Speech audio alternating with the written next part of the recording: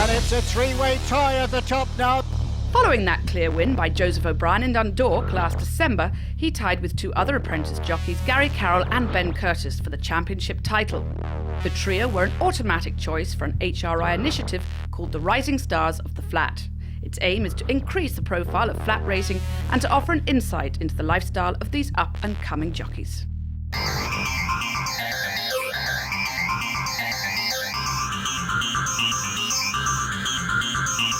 It's just been horses everywhere in my family, and whatever I did, I wanted to be involved with horses.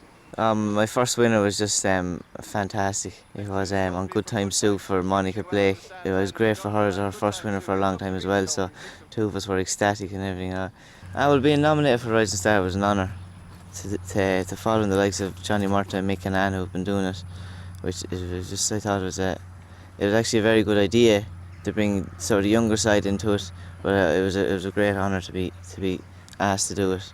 We started up our Facebook page with loads of followers now, and myself, Ben and Joseph, we update it every day or every second day, and just basically saying things that happen in our life and our day-to-day living, and just to get people interested. And we're on Twitter now as well.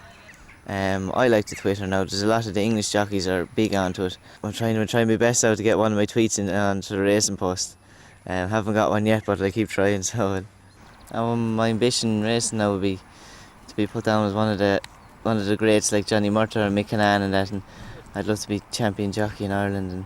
And I suppose it's every jockey's ambition, but I'm going to keep striving for it.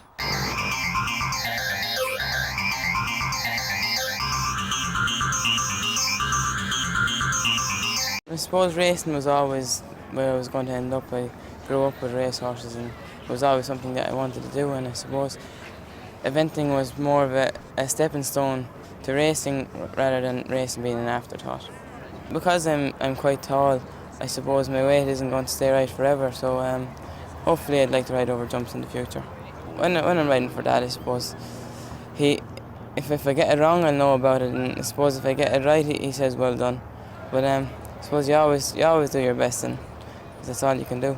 There's the Facebook page and we're all on Twitter, and I suppose at the end of the day, if we can get a few more people racing all during the year, that's what we set out to do. And I suppose the Guineas is is the highlight for me so far. Obviously, winning any classic would be great, but when I won the Guineas, that was without doubt the highlight.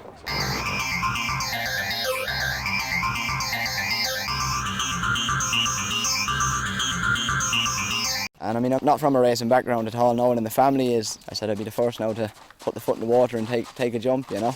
I had nothing organised for transition year. One of the lads in my year, his father trained, so I asked him could I go in. That all got sorted. Aidan Murphy, bloodstock agent in England, spotted me, asked me would I go over working for his wife, Annabelle King. And it all started from there, really. That was my introduction to racing. You get the ups and downs of it. You know, you're a winner one day, and then you might get a fall or horses not run well, and you know, you get the downs of it then. But in a whole, I mean, it's one of the best sports you could be in. You know, it's like a roller coaster ride. Social life, you know, you'd be tired at the end of a week's race and you wouldn't have much time for it. But I mean, you meet lots of new people in racing, and it's, you know, it's brilliant. That side of it, going racing, and that really is your social life.